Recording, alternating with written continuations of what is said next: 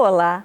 A Lei Geral de Proteção de Dados Pessoais, a LGPD, estabelece diretrizes importantes e obrigatórias para a coleta, o processamento e armazenamento de dados pessoais. No Brasil, ela entrou em vigor em 18 de setembro de 2020, representando um passo importante, uma vez que as regras garantem a privacidade dos brasileiros, além de evitar entraves comerciais com outros países.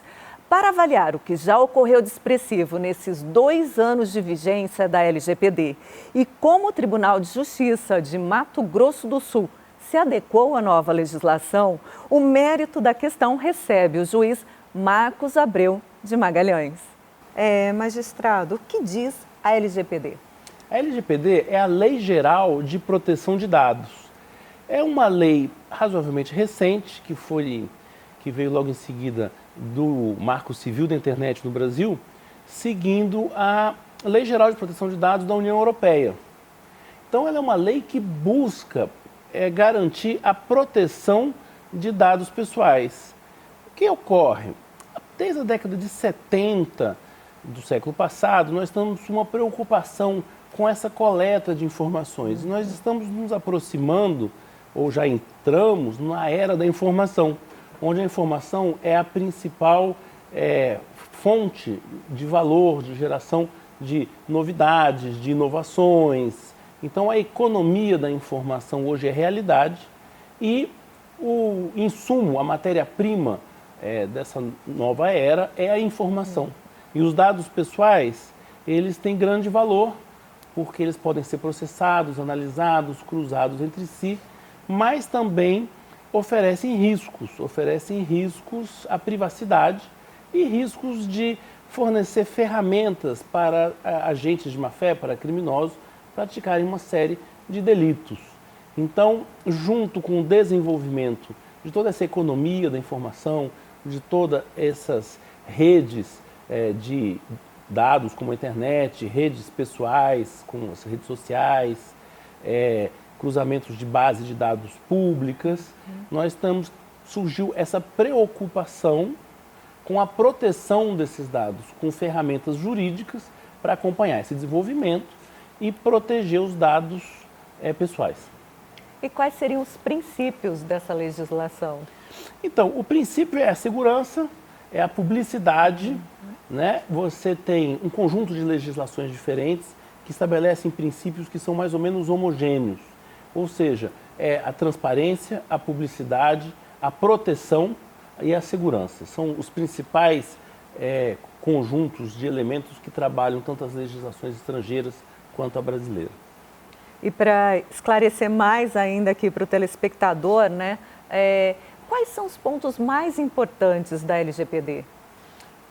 Bom, eu acho que o ponto mais importante é esse olhar para o indivíduo. Essa noção de que o cidadão detentor de dados pessoais, a pessoa física detentora de dados pessoais, ela é objeto de proteção por essa lei. Então, essa é a ótica que deve permear, assim como o Código de Defesa do Consumidor de 30 anos atrás protegia o cidadão consumidor, hoje o cidadão ele é consumidor por via reflexa, mas ele merece uma proteção específica, uma proteção como titular de dados pessoais.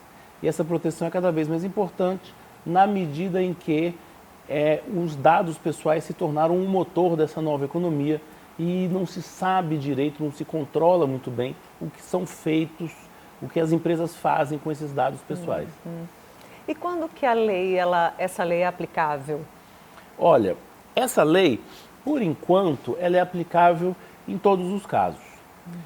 A nossa lei ela copiou ou se inspirou, digamos assim, a Lei Geral de Proteção de Dados da União Europeia, a GDPR, e ela mudou alguns detalhes. Então, ali, pelo artigo 40, 42 da Lei Geral de Proteção de Dados, a gente incluiu todas as empresas que tratam com dados pessoais. Não teve ainda uma limitação pelo porte da empresa, pelo setor da empresa que ela atue, pelo que a empresa faz. Então, em tese, o setor público, o judiciário, a padaria da esquina, eles teriam que obedecer à Lei Geral de Proteção de Dados. Ocorre que essa mesma lei prevê a possibilidade da Agência Nacional de Proteção de Dados, que é uma agência que já foi criada e instalada e está começando a trabalhar já faz mais de 6 meses que está funcionando, ela irá regulamentar isso.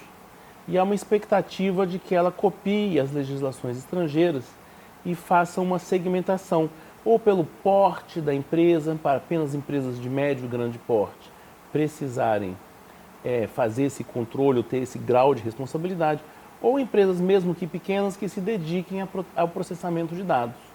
É muito difícil exigir todas as cautelas de compliance e governança que a LGPD prevê para uma empresa de pequeno porte como, sei lá, o vendedor de coco, a costureira da esquina, ainda que eles tenham ali armazenados no seu pequeno comércio dados pessoais. E quais são os dados protegidos pela legislação? Bom, os dados pessoais todos.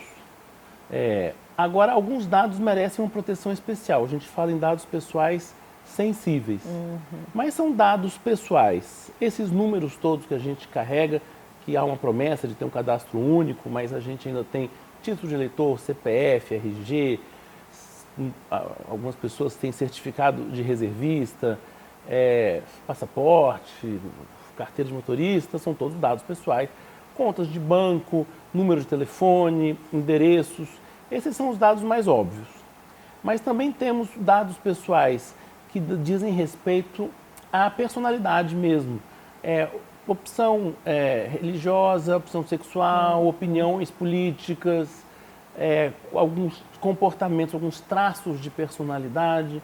Algumas pessoas reagem mais agressivamente, outras pessoas são mais desafiadoras, outras pessoas são mais conformadas. Esses dados são muito importantes para formar um quadro da personalidade da pessoa, que pode ser utilizado para explorar uma pessoa. Então, se você vai numa loja e liga lá, olha, você pode parcelar, aí o vendedor olha ali numa tabelinha, máquina de vendas, que faz uma empresa que vende esse serviço, e vai dizer: você não pode pagar, mas a gente parcela. Aí a pessoa fica indignada: não, eu posso pagar, e aí faz a compra. Outra pessoa não está sensível a esse tipo de desafio ou provocação e me tratou mal, eu não vou comprar. Se você consegue capturar alguns dados sobre a personalidade da pessoa, às vezes você consegue orientar com 3 ou 4 dicas o agente de telemarketing a fazer isso meio que automática ou profissionalmente. Aquele vendedor de loja mais tradicional, ele sabe isso, né? Ele olha o vendedor, ele olha o cliente, ele percebe, ele sabe como vender. E você acaba substituindo essas técnicas. É um exemplo que eu estou dando. Você pode fazer milhões de outras extrapolações a partir de dados pessoais e, com isso, acabar manipulando ou obtendo algum tipo de vantagem. Esses dados, portanto, são todos protegidos. Mas é importante saber que tem dados sensíveis, que são esses mesmos de traços da personalidade, orientação sexual, religiosa, política, coisas mais privadas, e dados pessoais que não são sensíveis, são os dados pessoais regulares. À vista disso, até que o senhor estava colocando aqui, né, existem milhões de possibilidades, mas algumas questões práticas, assim, que a lei procura, transtornos que a lei procura evitar, só para as pessoas terem ideia do que seria isso. O doutor poderia citar algumas? Então, nós temos alguns hábitos, por exemplo, as pessoas salvam senhas de maneira não muito técnica, né?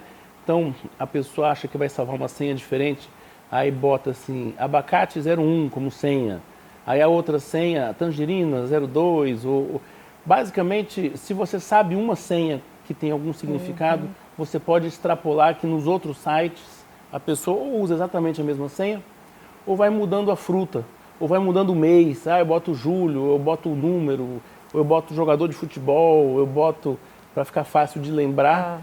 E você tendo acesso a um dado desse, que é um dado pessoal, você consegue, de maneira mais ou menos automática e instantânea quase, adivinhar todas as combinações de senhas possíveis que essa pessoa constrói. Quando você liga para um banco ou para qualquer comércio, muitas vezes eles vamos confirmar sua identidade. Aí perguntam uma série de números, nome do pai, nome da mãe, data de nascimento. Isso tudo são dados pessoais que, se você tornar público, você faz com que essa pessoa possa ser mais suscetível a cair num golpe. Então, todo esse manejo de dados pessoais, essa primeira linha, essa coisa, o manejo mais simples de dados pessoais, ele oferece esse tipo de risco. Mas existe todo um segundo e um terceiro níveis de cruzamentos desses dados para tentar adivinhar e prever o que é que as pessoas querem, fazem, imaginam. Então, essas combinações, esse tratamento de dados pessoais com cruzamento de informações pessoais e informações que são extraídas das informações pessoais, os metadados, se torna uma coisa muito mais sofisticada e que também abre um leque muito mais complexo para abuso e você tirar vantagens ou conseguir influenciar as pessoas. É essa a preocupação maior hoje em dia.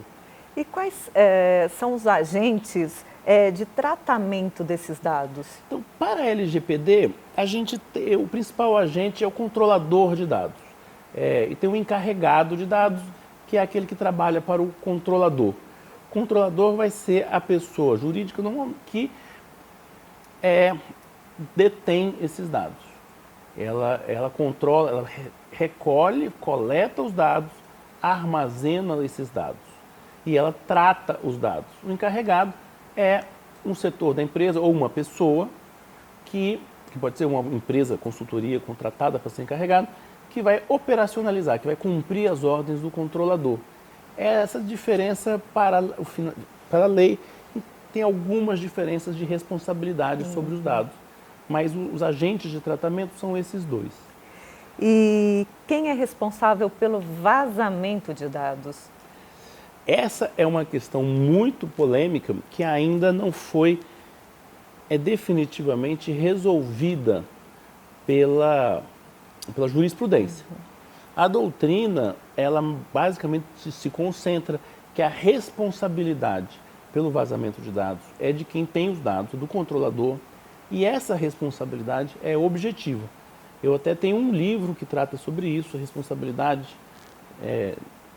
sobre dados pessoais, e eu defendo que a responsabilidade ela é objetiva, como é a responsabilidade do direito consumidor, como é a responsabilidade por qualquer atividade de risco, quando alguém empreende uma atividade que impõe risco, como mineração com explosões, como qualquer outra atividade de risco.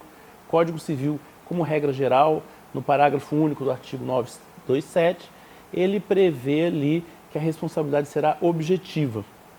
Ou seja, se houver um vazamento de dados, cabe ao controlador, a quem detém os dados, provar que usou todos os recursos disponíveis, a tecnologia recomendada e sugerida aqui, no caso, pela Agência Nacional de Proteção de Dados, para evitar isso. O controlador é que é responsável pelos dados e, mais importante, o detalhe jurídico mais importante, ele é responsável pela prova de que ele tomou todos os cuidados que podia tomar. Aí ele iria romper o nexo de causalidade. O nexo de causalidade é um dos elementos da responsabilidade e, assim, ele poderia se eximir de uma responsabilidade. A outra teoria é que a prova caberia ao usuário. Isso é muito difícil de ser feito. Então, eu entendo que a responsabilidade pelo vazamento de dados não é do titular dos dados, quem controla, mas é da empresa que controla esses dados. Perfeito. E como é feita, então, a fiscalização, né? A fiscalização, ela será feita por várias camadas. Pelo próprio titular de dados, por agências independentes de segurança. Nós temos várias agências de segurança que notificam agências de combate a fraudes privadas ou públicas de combate a fraudes digitais, que notificam vazamentos de dados. Então nós sempre vemos aí na imprensa que tal empresa, a Kaspersky, outros, a Norton até não está mais, mas enfim, eles atuam divulgando vazamentos de dados. Volta e meia a gente vê uma notícia, houve um vazamento de dados, tantos milhões de dados da empresa tal, e no Brasil especificamente a Agência Nacional de Proteção de Dados, que essa agência foi criada pela lei, teve um atraso em sua implementação, porque estávamos na pandemia, já foi implementada, já foi constituída e ela está estabelecendo os regulamentos e as rotinas de fiscalização. Essa agência, como todas as agências reguladoras, ela atua com esse poder de controle, de fiscalização sobre os agentes privados que atuam nesse ramo. A seguir, você fica sabendo o que deve ser feito em caso de incidentes de dados pessoais e quais as penalidades previstas. Nós já voltamos.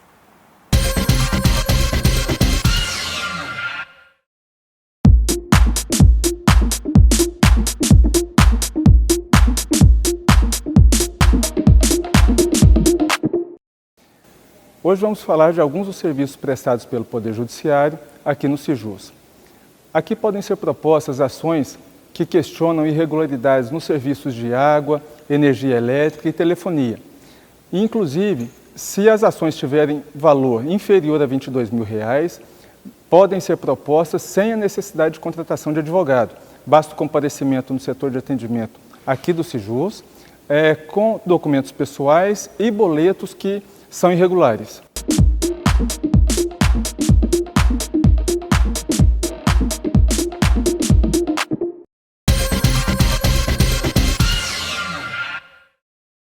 Estamos de volta com o juiz Marcos Abreu de Magalhães, que fala sobre a Lei Geral de Proteção de Dados Pessoais.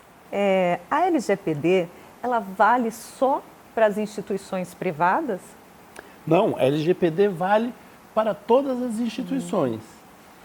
A Agência Nacional de Proteção de Dados, ela irá regulamentar exatamente qual o alcance para cada órgão, para cada...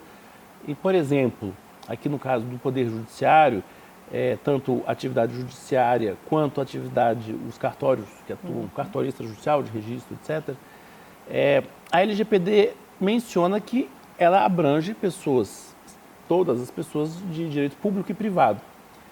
A legislação europeia, a GDPR, ela já exclui o Poder Judiciário, por exemplo. Por quê?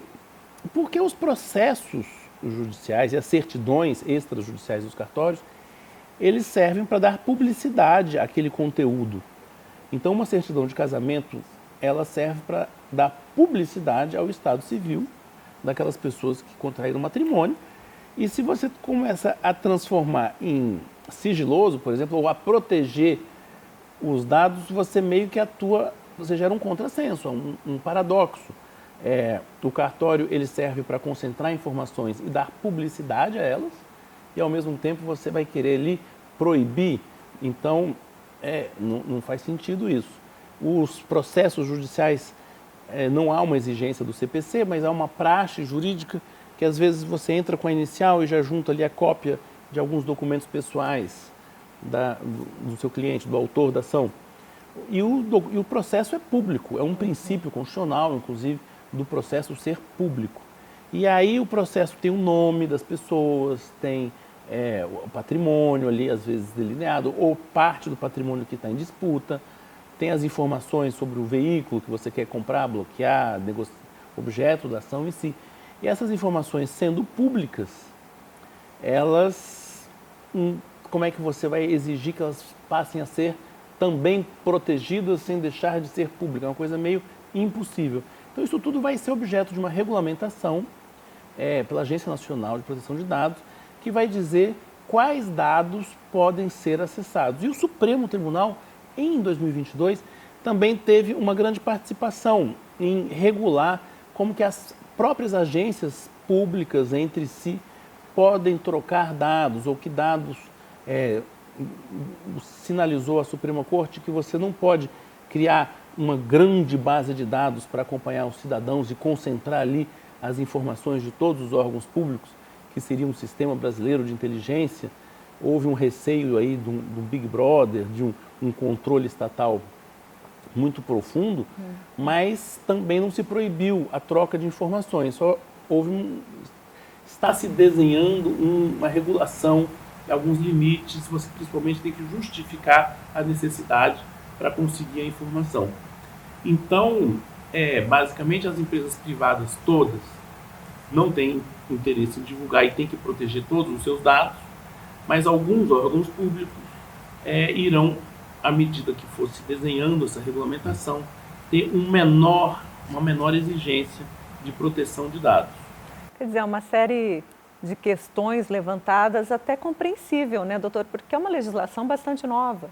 É uma legislação bastante nova e é um problema muito novo. Porque esses dados que sempre foram públicos, nunca houve uma forma de você coletá-los de maneira gigante.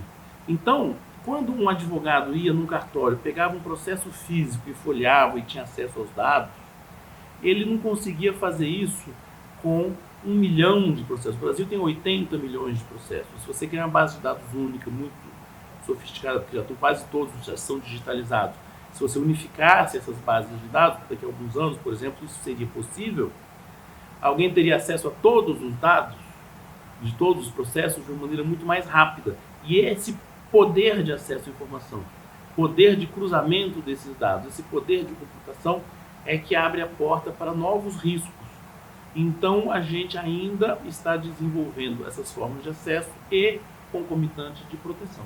De qualquer forma, um passo muito importante para o Brasil, né? É um passo muito importante para o Brasil e eu digo mesmo que do plano nacional é uma importância muito grande, porque a OCDE e o Brasil têm uma ambição de entrar na OCDE, é uma ambição que transcende os governos, né? A gente está aí desde a época do governo do presidente Fernando Henrique Cardoso, passando pelo governo Lula, que volta agora, pelo governo Bolsonaro, pelo governo Temer, todos eles desenvolveram na diplomacia brasileira um interesse de integrar a OCDE. E a OCDE, por pressão europeia, exige um controle de dados muito severo. Isso foi uma das pressões políticas que fez acelerar esse processo, tanto do Marco Civil da Internet quanto do LGPD.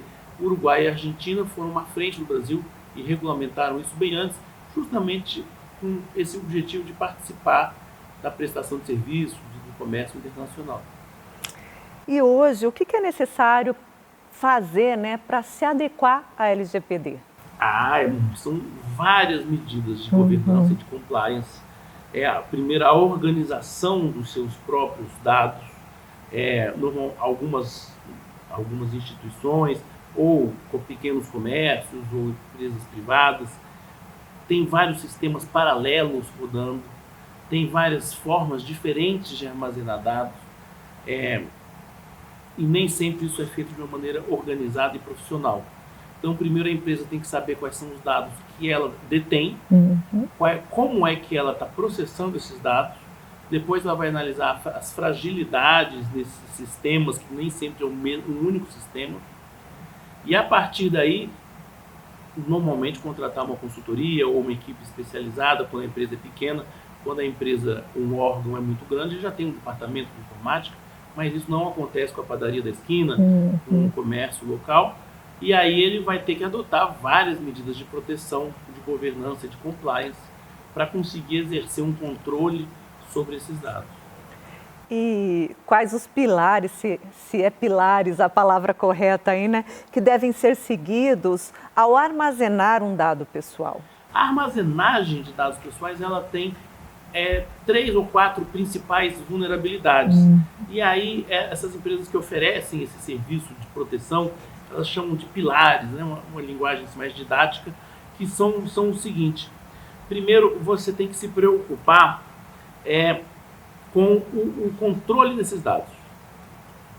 Depois, você se preocupa, então você tem que saber da coleta e do controle desses dados.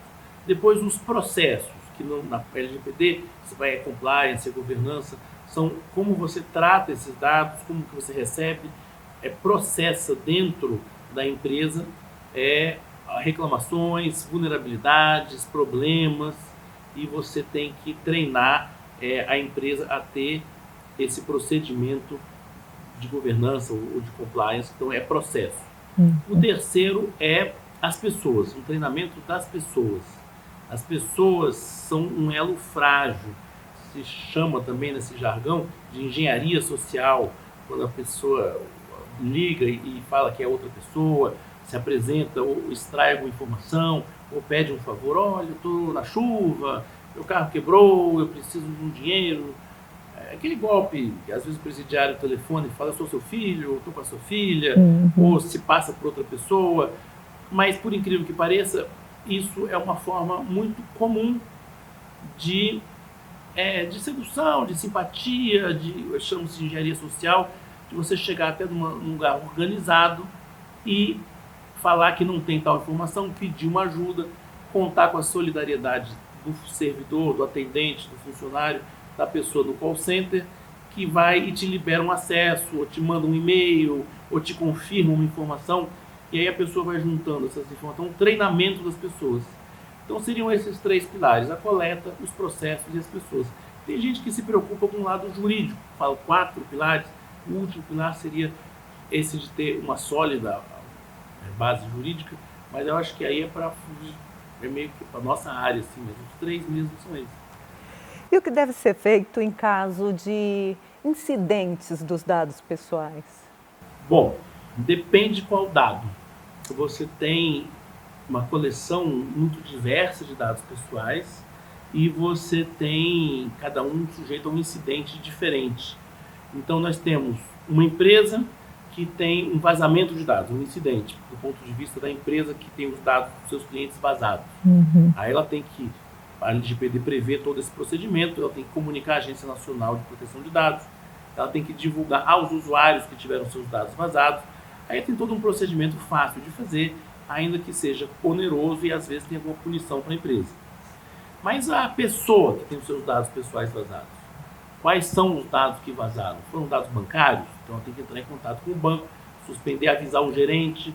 Banco, quando a pessoa tem acesso ao gerente, o gerente às vezes ajuda a passar os canais de segurança do banco. Registrar uma ocorrência.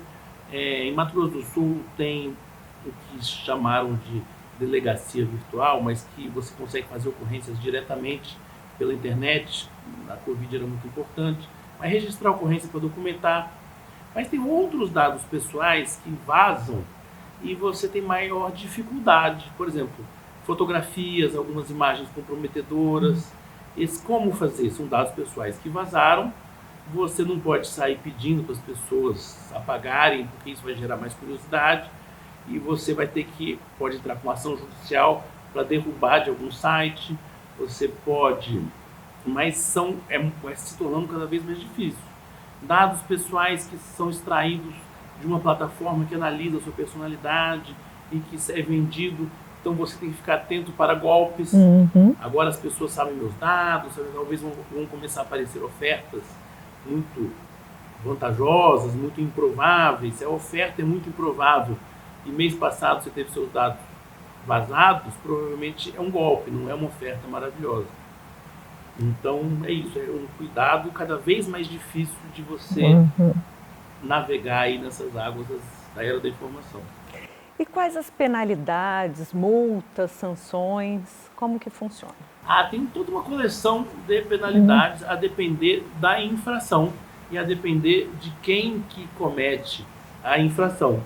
Quando o criminoso aplica um golpe, desvia dinheiro, vaza fotografias, faz algum tipo de chantagem, ele vai responder penalmente e vai, dependendo do crime, pode ser extorsão, pode ser difamação, pode ser estelionato, desvio de vergonha, enfim. Aí vai responder na seara penal, tem as penas correspondentes. A empresa que deixa vazar os dados de propósito, às vezes ela vende seus dados para alguém, ou sem querer, ela tomou todos os cuidados, mas foi vítima de um golpe, foi vítima de um defeito do próprio sistema de processamento, porque há várias vulnerabilidades de segurança.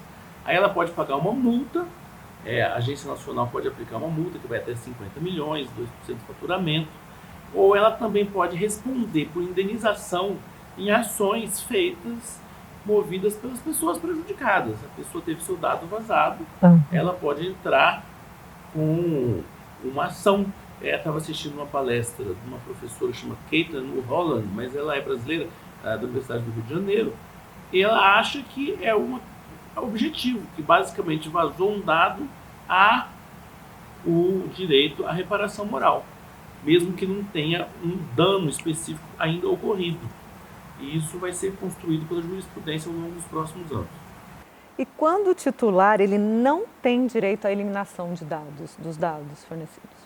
Normalmente, o titular ele tem direito a eliminar os dados que estão armazenados nas empresas privadas. Então, de regra, empresas, bancos, companhia aérea, todas essas empresas, elas têm o dever de avisar que está armazenando seus dados, avisar quais dados seus que estão sendo armazenados, por quê, o que ela faz com esses dados, e se você pedir para retirar, retira os dados.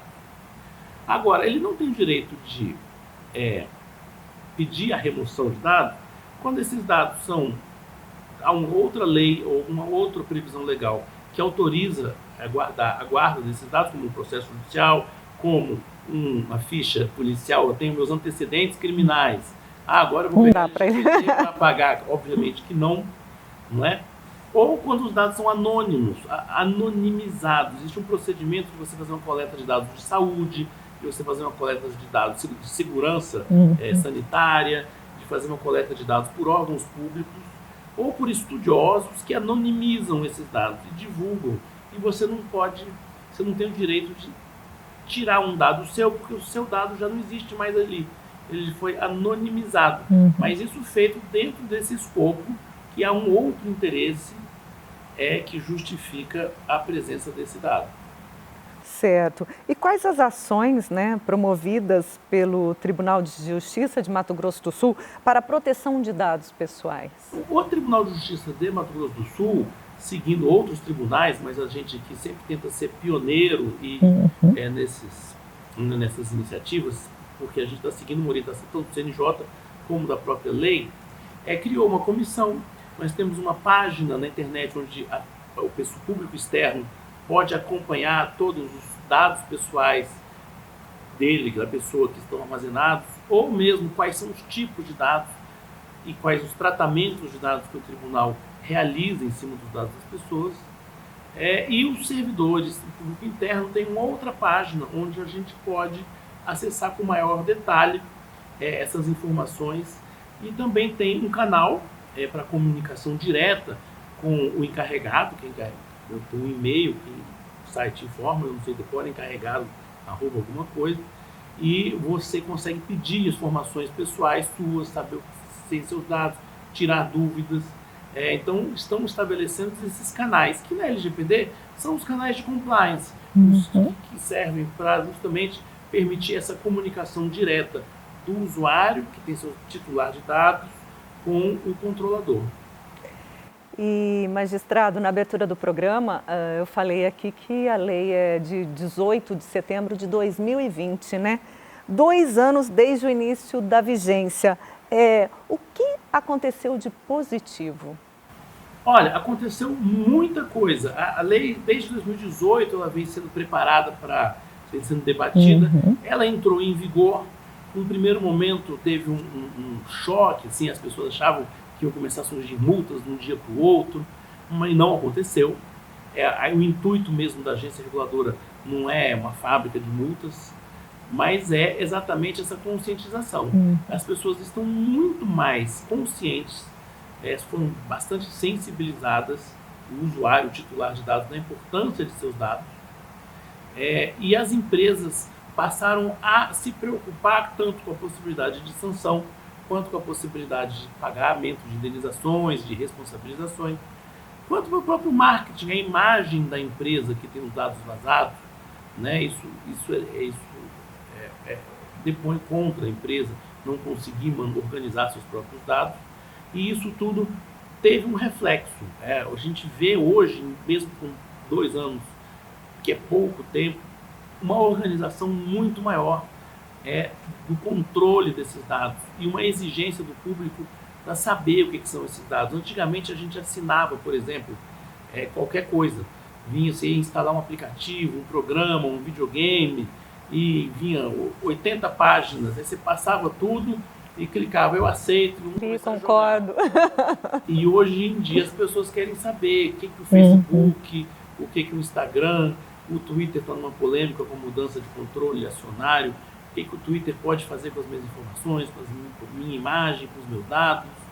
Então, toda essa curiosidade, que é muito justificada, porque são informações valiosas, ela se tornou parte da cultura do cidadão comum, que as pessoas hoje estão preocupadas e conscientes da importância de não entregar e de acompanhar e de saber quem tem os meus dados, o que essas pessoas fazem com eles.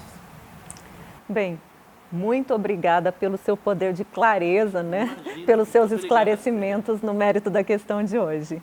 Eu é que agradeço. Muito obrigado. O programa do Tribunal de Justiça de Mato Grosso do Sul, em parceria com o Legislativo Estadual, fica por aqui.